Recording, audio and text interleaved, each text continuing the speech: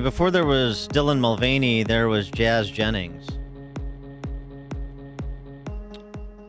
In 2007, Jazz and her mother were interviewed by Barbara Walters. Then a documentary aired on the Oprah Winfrey Network. Then a best-selling book that you can find school libraries around the country. Is it a biography? Yeah. Then a reality show. Oh. Then corporate sponsorships. Then admission to Harvard. Jazz was born a boy in southern Florida in 2000 and then, quote-unquote, transitioned. Jazz went all the way.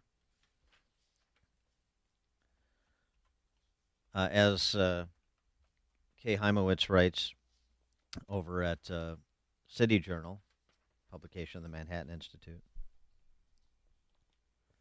The culmination of her transition came in 2018 as she prepared for her gender confirmation surgery. During the procedure, doctors castrated the 17-year-old, created an artificial vagina. In celebration of the impending operation, Jazz's mom threw a farewell to penis party for friends and family. Everyone cheered as Jazz cut the cake. Talk about a metaphor. And it was a penis cake, in case you were wondering. Are you serious?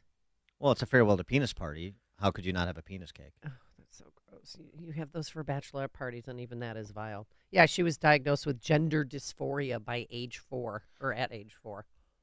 Okay, so tell me more about this penis party. And so after the surgeries, though, she fell into depression and deferred her college admission to Harvard. She also gained 100 pounds over the next 2 years after an eating disorder was diagnosed. Last we heard, writes Kay Hymowitz, though she has begun her college education, her libido is basically nowhere. She's never experienced an orgasm, not likely never will. She said back just a couple of months ago, she never feels like herself. Listen to Jazz Jennings. This is back just in February of this year. So, are you feeling like you wanted to start talking about... Are you okay? I'm okay. I'm like I'm gonna cry. But You know I can't get out of my head. I know. Listen. It just doesn't stop. It's okay. Give me a hug. It's okay. I know what you're going through. We've been there before. No, it still doesn't stop now, I and know. I'm already going Well, back to negative. But the more you're talking about yourself, it gets harder. You're digging in, and it's making you put a magnifying glass on what's already difficult as it is. So this is hard for you. I know, and we don't want to push And you I anymore. know I'm the one doing it. I know you're your own worst enemy. I feel kind of all over the place, and my mind is very cluttered and not clear. And I really want to have that clarity. I really want to understand myself and be able to read my own soul and what I want. And it's just very challenging. And I think I'm kind of breaking down a little bit and spiraling into negativity. I just want to feel like myself. That's Right. it. I don't Like the care. old Jazz? All I want is to be happy and feel like me, and I don't feel like What is me me? ever. I really can't listen to this. It's too much. Vivek Ramaswamy is presidential candidate running the Republican nomination. He was on Meet the Press over the weekend to go back and forth with that yapping little terrier with a room temperature IQ, Chuck Todd. He hosts the show. Yeah. And they got into this business of what's happening in states around the country, the arguments over whether or not states should ban the mutilation of children, in addition to boys participating in girls' sports. But the mutilation of children, the drugging of children, minor children, of course, we're talking about, that are not of the age of consent. And this is how that went. But below the age of 18, I think it's perfectly legitimate to say that we won't allow genital mutilation or chemical castration through puberty blockers for the purpose of gender transition. But how do you know it's that? Again, how do you know, are you confident that you know that gender is as binary as you're describing it? Are you confident that I it am. isn't a spectrum? I am. Do you know I'm- this as a scientist? Well, there's two X chromosomes if you're a woman, and an X and a Y. That means There's you're a a man. lot So of there's a scientific biological basis research for out this. there. There's a lot of scientific research out there that says gender is a spectrum. Chuck, I respectfully disagree. Gender dysphoria for most of our history, all the way through the DSM-5, has been characterized as a mental health disorder, and I don't think it's compassionate to affirm that. I think that's cruelty. When a kid is crying out for help, what they're asking for is, you got to ask the question of what else is going wrong at home? What else is going wrong at school? Let's be compassionate and get to the heart of that, rather than playing this game as though we're actually changing our medical understanding for the last I go 100 back years. to this. If a parent is dealing with a child that has these, that may have these issues, trust me, the last thing they want to do is consider something like this. But if that is what they think could help their child pursue happiness, or they're not to kill themselves, why take away that option? Again, why shouldn't it be up to the parent? So part of why parents now suddenly feel that way, let's ask ourselves that, Chuck, is we've created a culture that teaches parents that they're being bigoted or that they're bad people if they don't actually take those steps. So part of what I think is, listen, gender dysphoria, for the rare few people who have suffered it, is a condition of suffering. My question is, why on earth are we going out of our way to create even more of it? And there's no doubt that the cultural movement in this country, even education, is creating more gender dysphoria. If it's a condition of suffering, let's not create more of it. That's what we're doing. For more on this, we're pleased to be joined by Kay Hymowitz. She's a senior fellow at the Manhattan Institute, contributing editor to City Journal, and author of the book Manning Up: How the Rise of Women Has Turned Men into Boys. Kay, thanks for joining us again. Appreciate it. Good to be here. Good a reflection on the Jazz Jennings story that is certainly dispiriting, and sorry that she's going through what she's going through. But it's just not that much of a surprise based on what we know about outcomes from people who are experiencing gender dysphoria, sort of as Vivek Ramaswamy was mentioning to Chuck Todd. But what about the sentimentalist argument you get from a simpleton like Chuck Todd? Look, if this helps the kid get happy, get right in the head, then why not just leave it up to parents? The parents don't want to hurt their kids, right? You're not in a better position to make a decision about somebody else's kid than the parent. You don't have more concern about somebody else's kid than the parent does, so why not just leave it there? Well, I think part of what's happened here and what I wanted to emphasize in my article is that people have forgotten what children are like, how changeable they are, how prone they are to magical thinking, how little they can understand the future and their future as adults. So it's up to parents to provide that understanding. So if your child says they're very unhappy about something, and God knows, anybody who's been a parent knows that children will choose all kinds of things to be miserable about, starting with, they didn't get the right pair of jeans, or they didn't get the dinner they wanted, or whatever, and taking that seriously enough. I think they're also forgetting that children, at least adolescent children who are in school, are very much under the influence of their peers who are transmitting these ideas, these very dangerous ideas. And when the kids reach a point where they're feeling unhappy, which teenagers, young teenagers in particular, who are just entering puberty, always will, that they tend to look for a way to explain it. And now they've got a combination of their peer group, their teachers, their therapists if they're going to them, and also the media, who are telling them that it must be gender dysphoria. It must be that they really are not a girl, because most of these cases are girls these days. They're not a girl, they're a boy, and that's why they're miserable. So they're children. They're children, and they're confused, and they're changeable, and that's why you need Chuck Todd to understand that this is not something that you just say, okay, off to the gender clinic. But wasn't there a time when you had to wait a year and go to a counselor or a psychiatrist for an entire year before they decide whether or not to perform like transgender surgeries? That is supposed to be the protocol based on earlier efforts or earlier attempts to try to define the protocol for changing a gender. But what's happened over time is that we've had activists and, if I might say, radicals who have encouraged the professionals, including doctors. I was amazed at the number of doctors who go along with this, to view these kids not as having troubles, but as being normal people who just understand that they're in the wrong body.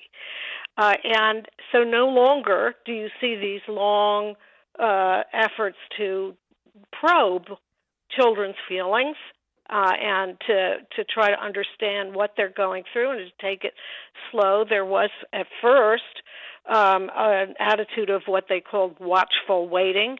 That is no longer the case in many places, most places, because the effort is to affirm the gender. That is, once a child says, "I'm a boy," the therapists, the doctors, the clinics are supposed to say, to affirm that and not to question it. To question it is to be engaged in what they call conversion therapy, which is looked down on. Right. You know, it's interesting.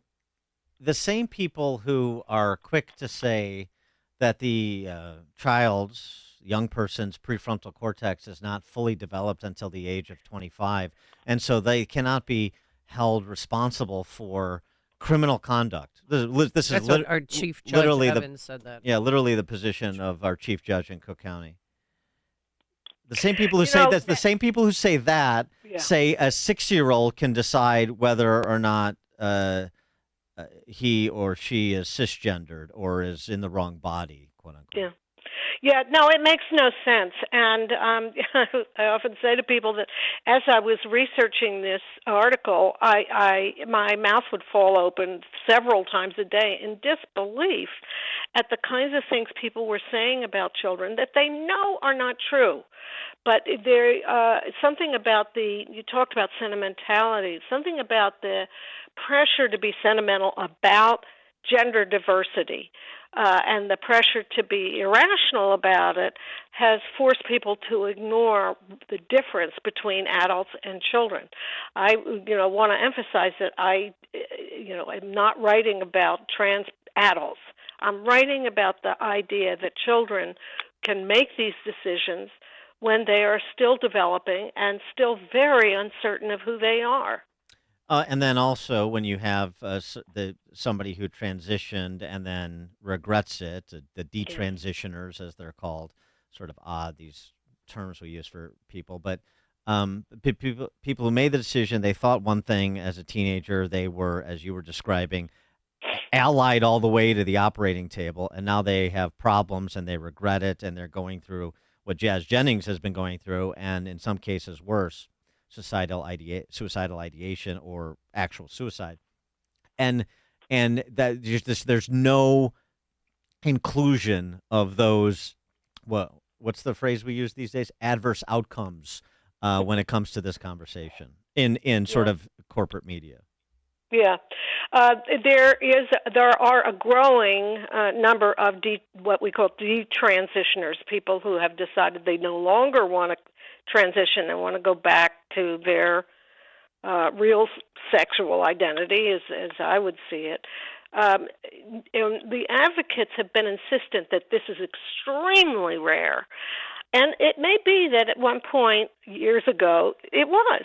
But because it's become so much of a social contagion, and because the efforts to change these kids' bodies has happened so quickly and so early in their development, you're seeing a lot more detransitioners, and if you look on Reddit, there's a detransitioner site. 45,000 people now, and 1,000 more each month. So that's just one place. Clearly, there are a growing number of people who are going, what? Why did they let this happen to me? We hear from them. If you look on websites that are following detransitioners, you'll see plenty of them. Well, and yet these children's hospitals around the country are only increasing the pace of their insanity. The Children's Hospital of Philadelphia has a gender clinic that offers medical interventions to kids as young as 8, and we've documented, we've around the country. Matt Walsh has done some of it. A bunch of people have done it, but we've seen it. We've seen it at Lurie's Children's Hospital in Chicago, and it becomes part of the curriculum in K through 12 education. So it doesn't seem like any of what you're describing is making its way to stopping this this trend or reversing this zeitgeist. Yeah, I would say it's very uncertain where this is going. There are reasons to be optimistic that we'll see common sense and understand the difference between children and adults once again. In Europe, Western Europe, many countries, Sweden, Norway, very progressive countries, by the way, Sweden and Norway and Finland and France, are changing their protocols and saying, whoa, we got to wait here, stop giving these kids puberty blockers unless there's a very extreme case of dysphoria. And they're no longer following this gender-affirming approach. That is not true in the United States so far. The medical establishment has not started to question, and in fact, the American Pediatric Association has refused a systematic review of the evidence, which would, if they undertook, it would show that it is not the way that the advocates have insisted it is, that these kids are not necessarily happy with the outcome. They may be for some months. You put a girl on testosterone and she'll be a little manic for a while. So if you just examine them 6 months later, you'll say, oh, yeah, I'm very happy. It's a development, kids are developing and they develop slowly sometimes, and you need to follow up on them, and we're not doing that. She is Kay Hymowitz, Senior Fellow, Manhattan Institute, contributing editor, City Journal, and author of the book Manning Up, How the Rise of Women Has Turned Men into Boys. Kay, thanks for joining us again. Appreciate it. Thank you. Thank you, and she joined us on our turnkey.pro answer line. Before you see it on TV, share it on Facebook, or read about it in the paper, hear it here first. This is Chicago's Morning Answer on AM 560. The Answer.